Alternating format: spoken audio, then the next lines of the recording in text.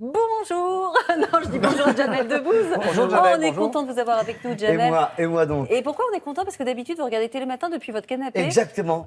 J'en ai loupé quasiment aucun cette année. Et ben voilà, et maintenant, vous êtes avec nous. Et ça tombe bien parce qu'on va parler du nouveau film, Le Nouveau Jouet, qui sort en salle mercredi. Alors, Le Nouveau Jouet, c'est une réadaptation du film culte Le Jouet qu'on a tous vu quand on était petit. C'était en 1976 avec Pierre Richard. Qu'est-ce qui vous a donné envie de tourner dans une réadaptation de ce film culte? Quasiment tout, la vérité, je me souviens. Le souvenir de ce film que je regardais avec ma famille, enfant, le souvenir d'avoir envie d'être à la place de cet enfant qui avait tout, absolument tout. Il vous faisait envie, vous? Ah ouais, vraiment. Ah ouais. Oui, parce que les jouets, cette chambre incroyable, cette voiture, il déambulait chez lui, il avait ce château. Mais c'est vrai que je ne comprenais pas pourquoi il était triste. J'ai appris ça plus tard.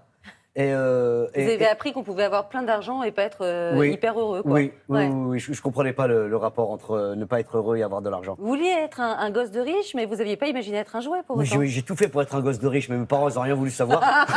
Ils n'ont pas fait d'efforts. Non, franchement, ils ont été relous là-dessus. Et pourtant, j'ai insisté. En fait, c'est un film pour enfants, pour adultes, Le Jouet, parce qu'en fait, on peut le regarder à hauteur d'enfant, on se dit, oh, machin, c'est sympa, je veux une chambre comme ça. Puis pour adultes, c'est beaucoup plus social. Oui, il y a plusieurs lectures, c'est vrai. Et puis pareil pour le nôtre. En fait, c'est pas une adaptation, Le Nouveau Jouet qu'on a fait. Une nouvelle version. Oui, franchement, c'est une nouvelle proposition. Les personnages n'ont absolument rien à voir, même si la situation est la même. C'est toujours l'histoire d'un gamin qui choisit un gosse de riche, qui choisit un jouet qui est en fait vous. Donc effectivement, c'est un petit peu bizarre tout ça. Mais il y a beaucoup d'extérieur. On voit beaucoup le jouet dans sa vraie vie. C'est-à-dire vous, avec votre femme, vous allez être papa, tout ça. C'est très nouveau tout ça. Oui, la cité, la banlieue, mon personnage, mon univers. Évidemment, cette dualité qu'on a renforcée par ce décalage-là. Les deux mondes sont vraiment diamétralement opposés. Et puis finalement, la rencontre est encore plus goûtue, je trouve, parce qu'on part de très loin chacun. Exactement. Alors le jouet d'aujourd'hui, Jamel, a rencontré le jouet d'hier, Pierre Richard. C'était en 2018 sur le bateau de 20h30 le dimanche. Et déjà, vous aviez cette passion commune.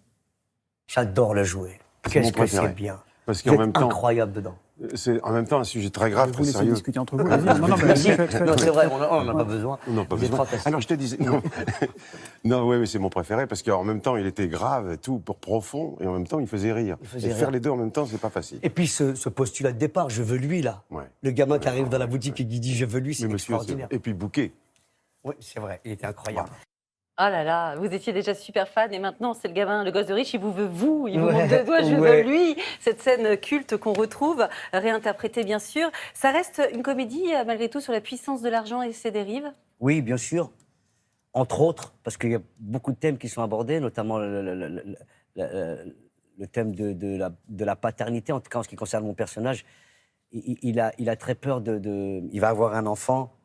Et ça l'effraie, évidemment, et puis surtout les responsabilités qui vont avec. Et puis oui, ce fossé qui est entre les riches et les pauvres, ce fossé évidemment matériel, mais culturel et même philosophique, quoi. Il y a quand même un truc qui diffère entre la première version et la nouvelle version, la version originale et la vôtre. C'est le nom du grand patron. Il s'appelait Éric Rambal-Cochet, comme Michel Bouquet.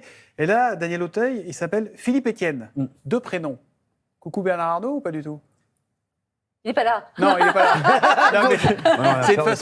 C'est une façon de l'ancrer dans le... J'ai l'impression qu'il faudra demander à James Hutt. Oh, ce petit sourire. Ce petit sourire. Mais évidemment qu'on s'est inspiré de tout ce qui était autour de nous.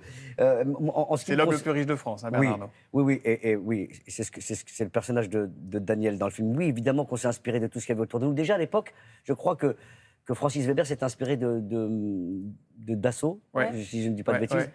Et oui, oui, je crois que oui. On va regarder la bande-annonce.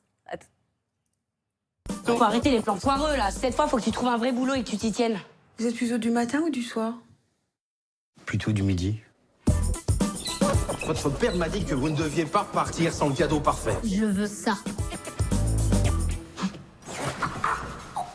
Non, ça, on peut pas vous le donner. Non. Mon père va être déçu. Qui est-ce, monsieur? Le nouveau jouet. Qu'est-ce que ça veut dire, ça? Je vais t'appeler Gunther. Je m'appelle pas... Votre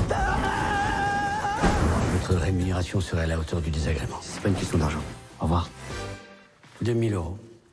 Bonjour. J'ai trouvé un travail de ouf. C'est parti.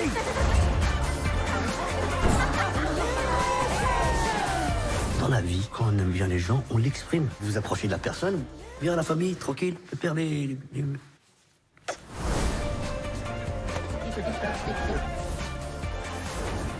Elle est folle, cette voiture. Ah oui, cette voiture, fou, hein. elle fonctionne à l'essence. Ouais, l'essence, c'est un 4 temps, c'est oui. Vous À pourriez l'époque plus où il y tourner en avait- aujourd'hui. Voilà, exactement. À l'époque où il y là, en on sera avait en encore. galère, là, c'est sûr.